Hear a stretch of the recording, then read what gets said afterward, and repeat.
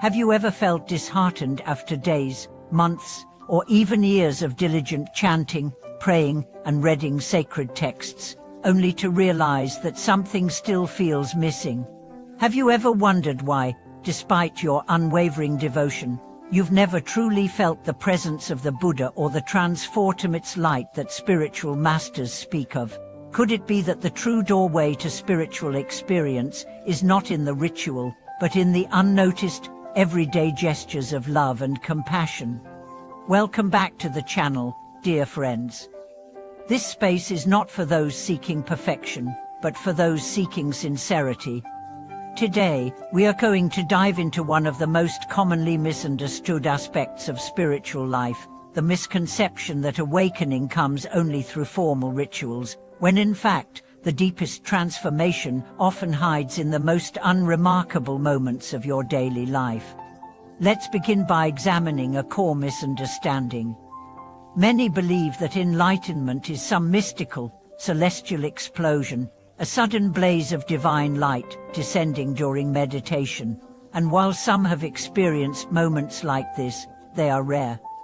For most of us, spiritual growth unfolds quietly, like grass growing through cracks in the sidewalk, like sunlight warming a cold room.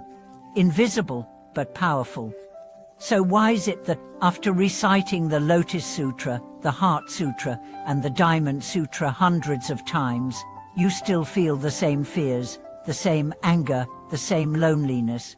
The answer is this: sutras are like maps, not the journey itself.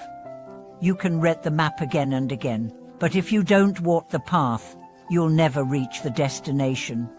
One man I knew had memorized dozens of scriptures. He could recite the entire Heart Sutra by heart, backwards. He attended temple services, donated to charities, and observed precepts with military precision. Yet, in his heart, he was filled with arrogance.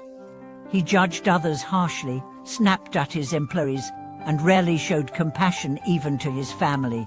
One day, he confessed to me, "I do all these things, but I feel no joy." Wow! I asked him, "When was the last time you helped someone just to ease their suffering, without thinking about merit or reputation?" He was silent. This is where true transformation begins. The scriptures mean nothing unless they are lived.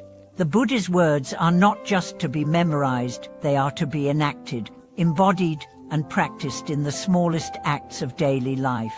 A cup of tea made with mindfulness. A kind word spoken without expectation. A moment of true listening when someone is in pain. These are the true Dharma doors. Let me tell you the story of a man named Li Ming. A middle-aged devotee, he was known for his disciplined routine chanting every morning, burning incense, bowing before his altar. He had practiced for over a decade, yet his life was marked by cold relationships, financial struggles, and inner frustration. One evening, as he sat down to meditate, he heard a loud thump from next door. His elderly neighbor had collapsed, but Li Ming, driven by his discipline, chose to remain in meditation. Minutes later, the neighbor's family arrived and rushed her to the hospital. Though she survived, she was left partially paralyzed. That night, something broke inside Li Ming. He asked himself, "What am I doing? Have I become so obsessed with the form of practice that I've forgotten its essence?" From that day, everything changed. He still chanted, but more importantly, he began living the teachings. He offered rides to his neighbors. He brought food to the sick. He volunteered quietly, anonymously. And for the first time in his life, he began to feel the warmth, the peace, and the gentle radiance that he had so desperately sought through chants and rituals. You see, that light of the Buddha is not something that descends from the sky. It arises in you when your heart aligns with compassion. It flows through you when you live in presence. It illuminates your world when you give without seeking, forgive without resentment, and serve without pride. There's a beautiful story from an old monastery. A young monk asked the master, "How do I see the Buddha?" The master replied, "Have you seen the janitor who sweeps the temple floor? Watch him." For weeks, the young monk quaked. The janitor never chanted aloud, never gave dharma talks, and rarely spoke. But he swept with care. He greeted each person with a smile. He listened more than he spoke, and somehow, everyone around him felt lighter, calmer, kinder. One day, the monk understood. "This is the Buddha," he whispered. "This presence, this love, this humility." Spiritual growth is not measured in words or rituals, but in how you respond to life. When someone offends you, do you react with anger or reflect with compassion? When you see someone struggling, do you offer help or walk away in silence? When you encounter injustice, do you act with integrity or protect your comfort? These are the real temples. These are the real offerings, not incense sticks or chanting beads, but your choices, your attitude, your heart. There was an elderly woman I met once. She couldn't read or write. She didn't know the names of the sutras. But every day, she would clean her apartment building's hallway, smile at every child, and give warm soup to anyone in need. She whispered a mantra as she worked, "May all beings be well." When she passed away, the entire neighborhood came to her memorial. People wept as if they had lost a saint. And perhaps they had. The light of the Buddha is not an abstract idea.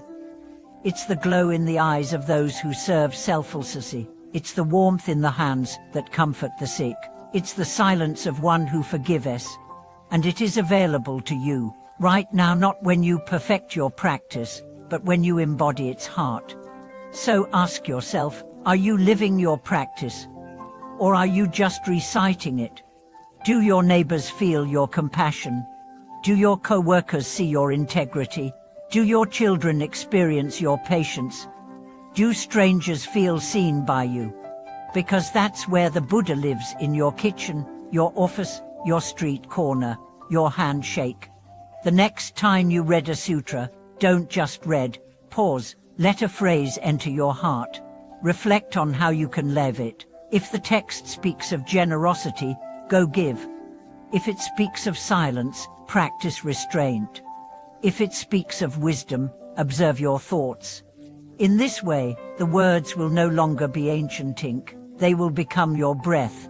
And in time, without even realizing it, you will feel something stir inside you. Peace, clarity, compassion. That is the light. That is the Buddha. Thank you for watching this video.